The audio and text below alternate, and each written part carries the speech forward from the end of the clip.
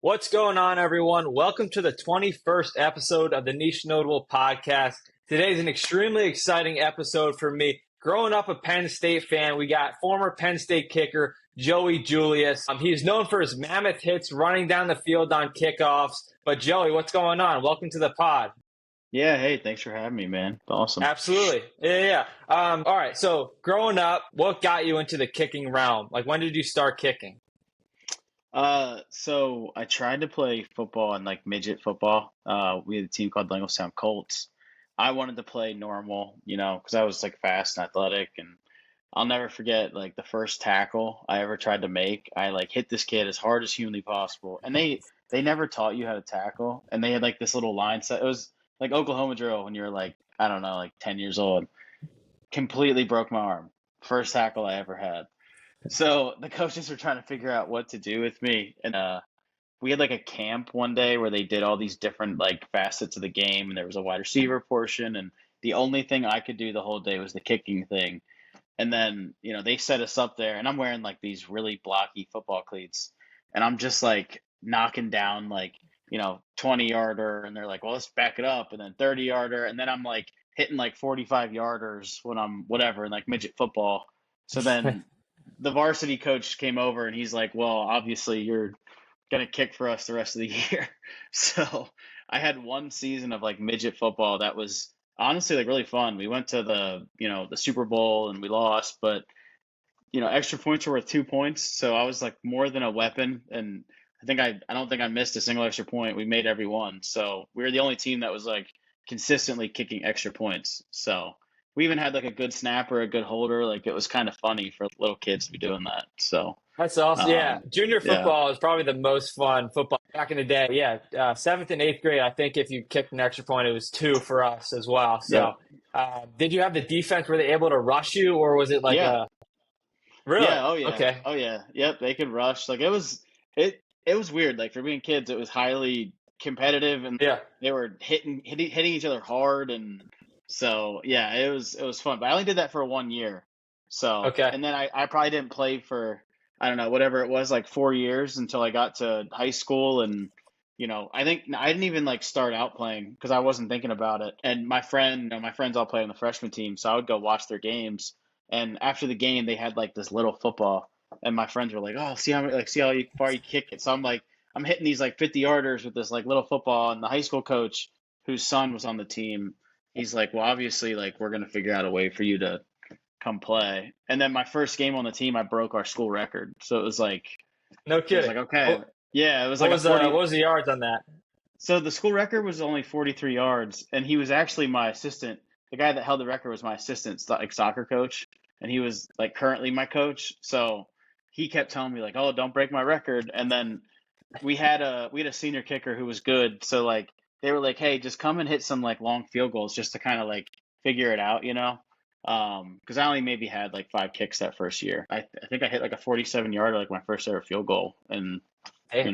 I broke the record. So it was kind of funny. I used it was the only kick I ever used to block, and I like skied it, and I was like, I'm never using this block again. Like I You like went straight to borderline the kicked ground? it. Oh yeah, I couldn't stand the block because I was a soccer player, so I would kick with my kind of toe down, and I didn't really Right. have kicking technique. So I kept kicking the block, and I'm like, I'm not doing this anymore. So, and That's awesome. our practice field was so bad you couldn't put a block down. Like I was like, here, we'll just find a clump of grass here. So That's funny. No kid. All yeah. right. So growing up in Pennsylvania, was Penn State always the team you wanted to play for? Not even. It's funny, like I wasn't really a college football fan. I liked soccer, so like I was a Man United fan my whole life. And then I liked the Florida Gators because of Tim Tebow, Chris Leak and Tim Tebow, and then the basketball team was good, and I liked the colors too. So like I always had the basketball jerseys out; they were cool to wear. But my dad wasn't like a Penn State fan, so we didn't go to the games. I just always remember my friends like, "Oh, yeah, I can hang out this weekend. It's Penn State weekend," and we go up there. So I didn't even go to a game until my cousin was a punter at Purdue, and I went up there on a recruiting trip to go watch him play. And then I was like, oh well, Penn State's kind of cool. So that's Of kind of course. where it came on my radar. Yeah, I grew up watching them because of my parents, and same with Florida. My sister went there, my aunt went there, so Yeah, two awesome that's cool. schools. So yeah, so at Penn State, what does that whiteout game feel like? What was the atmosphere? Is there anything that beats it in college football, the whiteout game? I personally don't think so. We played in so many different stadiums and so many atmospheres, and the whiteout was even intimidating for us, like as a home team. The air was different, and I don't know if you've ever been, but like it's so loud that I mean, it feels like your brain's boiling at times. I mean, it's a totally different vibe. And I mean, Ohio State, as good as they are, they would try to do things, and like it just didn't seem like the fan experience was the same. And even from talking to my friends and like people that were, they were spectators, they were like, there's nothing that compares to it. So I got you. I might be yeah, getting the years mixed up, but were you on the team when they beat Ohio State? Was that during yeah, your time? yep. How was that? Was that insane? It was crazy, yeah. Because I mean, you got people on the field, you got people grabbing your helmet trying to take it. I mean, you're like, you're almost like celebrating with people, but like borderline defending yourself. It was like very weird. So Gotcha. yeah, That was it a was yeah, that was a awesome. crazy team. McSorley, Barkley. What was it Yep. like playing with those guys? I'm sure it was incredible. I mean, it was obviously like it was great in the moment, but then you don't realize it. And I think Saquon, everybody on the team was like, okay, he's going to be something. And then getting to watch what they've done in the NFL, it's kind of surreal. So like you're just like a normal guy, just working your 9 to 5, and then on Sundays you're like, oh yeah, like I used to play with those dudes, So it's like kind of cool. It's tough to explain it, right? Like, Yeah, but it was, I mean, and obviously Saquon's year last year, we all knew that would happen the moment he got behind the line. So of course. Yeah, I'm a Giants fan, and at a certain point, I was like, you know what? Let's just let him go. He deserves to be in a better situation, and I'm yeah, sure that's extremely tough to watch. I couldn't it, imagine. And I'm it not a was fan of the tough. Eagles. I'm actually a Ravens fan. Oh yeah, So we got Ravens right here. I'm not a fan, yeah, but I like the shirt. yeah, But yeah, oh yeah, yeah. yeah. All right. So, what would you say was the coolest away atmosphere in the Big Ten? One place that really just sparked your interest, or you felt was just a crazy atmosphere. Oh man, it's a tough one to think about. Um, I mean, I would say like like being at the Rose Bowl playing USC because it felt like a home game for them because it was in California. That was probably like one of the crazier atmospheres besides Beaver, but I don't know. Beaver Stadium was so insane that it kind of dulled everywhere else. I think when we played Georgia in the Tax Slayer Bowl, we were down in Jacksonville Stadium. That was really cool being in an NFL stadium. But I would say it was an away game. But when we played Wisconsin in the Big Ten Championship, playing in Lucas Oil, that was really cool. That was my favorite like non-Beaver stadium that we played in. So Yeah, that was one of the craziest games ever. You guys were yeah, what, down maybe 21 at half, I want to say, and then yeah, clawed your way back. we were just a second half team the whole year. Like I don't know how easy our season would have been if we just would have stepped on teams early, but we just, for some reason, like we had to get yelled at in the meetings and then come back out hot. So, but it I got worked. you. Yeah, Yeah, after it you guys worked. won the Big Ten championship, did you have a feeling that you were going to make a college football playoff? Because I remember Yeah. sitting on my couch and thinking, "There's no way they're not in it." And then, they put you at 5 or 6. Yeah, we felt very slighted. I think I remember you do that. You're all sitting in the meeting room, like where they have the projector and you're watching. And when they did the selection meeting, it was like I don't know. It just felt ridiculous because they picked Ohio State and we beat them that year. So it's like the records are the same, but we won head to head. So yeah, I remember us feeling very slighted. It definitely kind of I think hung over our heads a little bit, but I mean we still came out in the Rose Bowl swinging. So nobody, Of course. that's before kids would sit out. Like that wasn't a thing. I mean, I think everybody played and played their hearts out. So, but it definitely sucked for sure. Yeah, it's crazy how much college football has changed probably since you've been done in past 8 years. It's just ridiculously different for sure. Yeah, Um, it seems like a totally different world. yeah, yeah, yeah. So obviously you made noise for being a big hitter, run down on kickoffs. What would you say was like the best hit that you laid on a returner at Penn State? I don't know. I mean, it's funny. Like I had way more tackles than just like the two that I kind of got known for, but the first one was the only one that didn't hurt.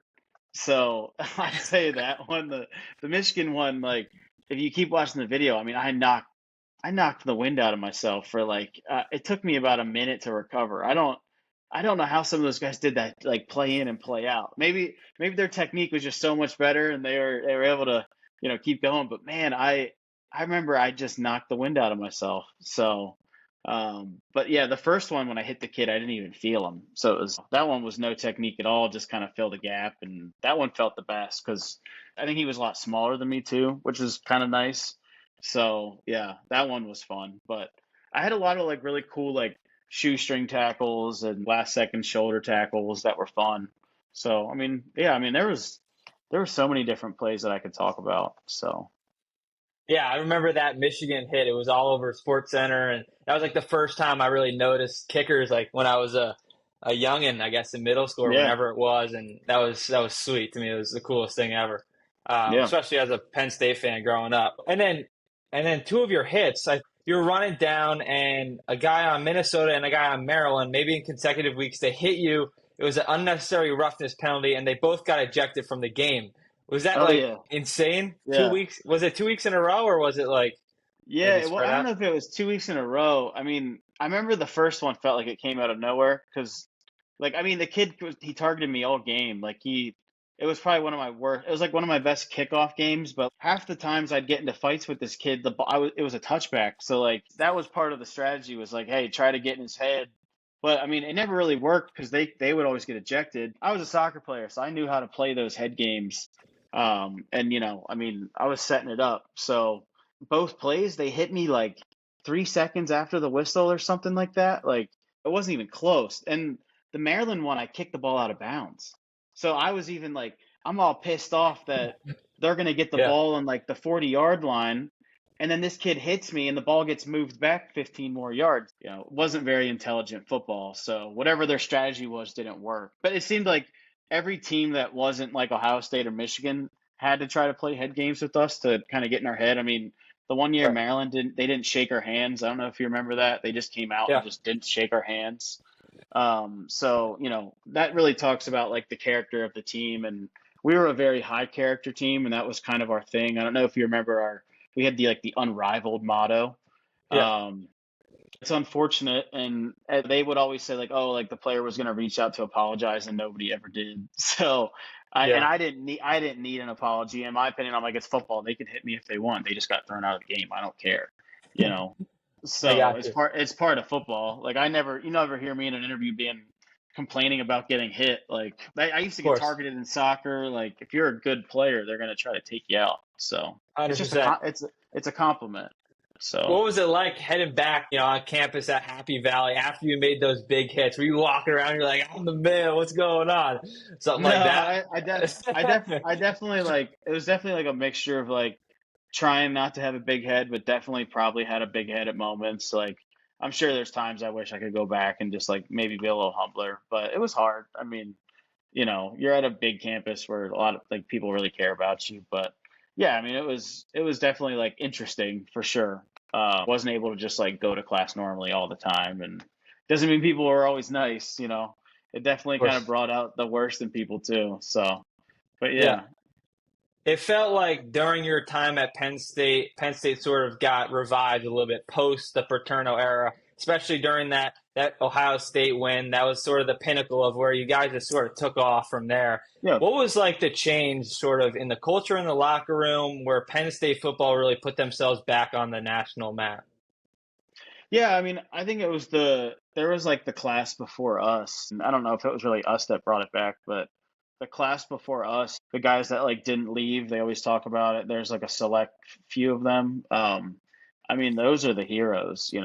I just I was just lucky enough to play on a good football team, and when I was there, the sanctions got lifted. So to me, it just seems like good timing. And we had some really good like some really good athletes, and we had a once in a generation running back. We had one of the best college quarterbacks that I can remember.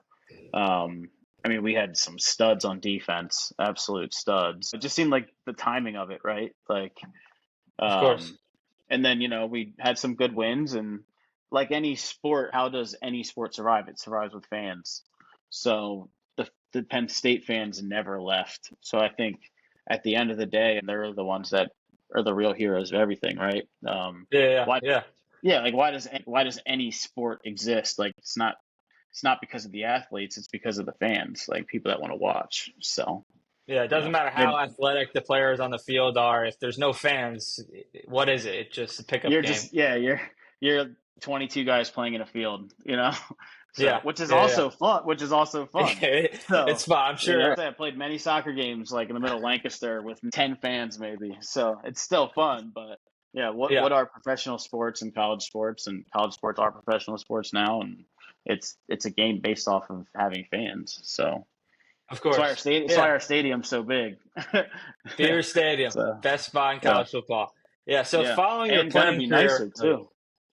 what do you mean? It's gonna be They're nice. renovating it? Look, They're adding yeah, some stuff. yeah, they put like $700 million into it. So Wow, Penn this year it's State. gonna be crazy. Yeah. Got to make it happen. Oh yeah. I was thinking last year was going to be the year, but I think Drew L.R. or Aller, he's going to make it happen. I feel like he's going to bring the boys home this season, but we'll see Oh what yeah, happens, for I guess. sure. Yeah. So following your playing career, you were very open about your mental health, and what sort of inspired you to be very open about that and talk about your own experiences? Because obviously, as like a college kid, it's very tough to sort of express like how you're feeling and really speak up. So like, what inspired you to be able to do that, which is really inspiring to me. Yeah, I think, when I was there, I was kind of feeling trapped and I felt like I was leading a double life because I was, in the public eye for football, but then I'm secretly struggling or fighting this battle that I thought other people could have related to as well. And I was also 21 years old, maybe didn't even understand the impact of me coming forward, what it had. So a lot of it was just kind of like, I don't know, I'm a pretty impulsive person anyway, so it's kind of an impulsive decision to talk about it. And it did set me on a path, I think, that I got to a point where I was able to retire from football and choose my health and life. It wasn't easy. I mean, that year that I quit football, I tried to go back to college and make it work, and I just was still dealing with depression so bad and still trying to figure out like a life in recovery with an eating disorder. And I ended up flunking out of college, and I didn't. At that point, they take your scholarship, they take everything, and I haven't heard from them since. So it's like, it's kind of one of those crappy businesses where like the moment you're not valuable, you just kind of get spit out. So I got thrown into the world, and that was probably the best thing that for me, like just to get a job. And like I started out, had like 3 jobs, like starting out in the working world, because you can't make like you weren't making any money. So I had to get like 3 jobs, not making a lot of money to kind of make decent money. Um, and like I got heavy into golf and started falling in love with Let's golf and go. golf. Yeah, yeah, yeah. Yeah, and golf kind of like in a way saved me, kind of gave me like a purpose for like a while. And I was able to dive really hard into that, and I got a job in golf. And then I realized I wanted to play more golf, so I got a job in sales. And so yeah, I mean It's awesome. yeah, it's definitely like it's not like a winning story, but I mean trying not to be the biggest loser either. So just No, making it work. I think it's super admirable what you're able to do. Just be, open about it. You see nowadays it's more common. People are outspoken about it. So I'm truly appreciate what you did back in the day. Yeah. So and so golf nowadays, like who are some pro golfers that you follow? Like who are you fans of? Who are your guys on tour? It's funny because like I used to not care for him that much, but Bryson, like I love Yeah, Bryson. I don't know what it is, but like I love his YouTube. And then Denny McCarthy, I like watching him because he's so good at putting. And I love Spieth. Like I would love to see Spieth find it again and kind of get in a groove. everybody And wants it, Jonathan. yeah, Everybody like wants to. like I'd love to see like Spieth, Ricky, JT, like those three. They were to me when they were good. Golf was great.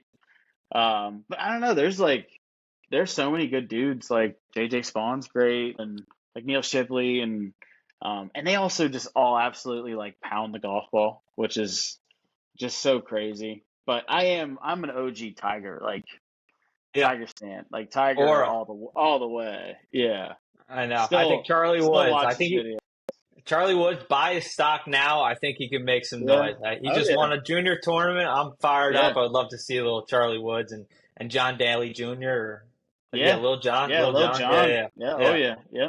yeah, There's a ton of. It seems like a ton of the pros kids, and then obviously like most of my friends I grew up with that played at the country clubs, like they're all nasty at golf. They all had a leg up on us in golf, so like I get it. Like you're playing with a pro every day, like it's just a matter of time before these kids become pros. So Yeah.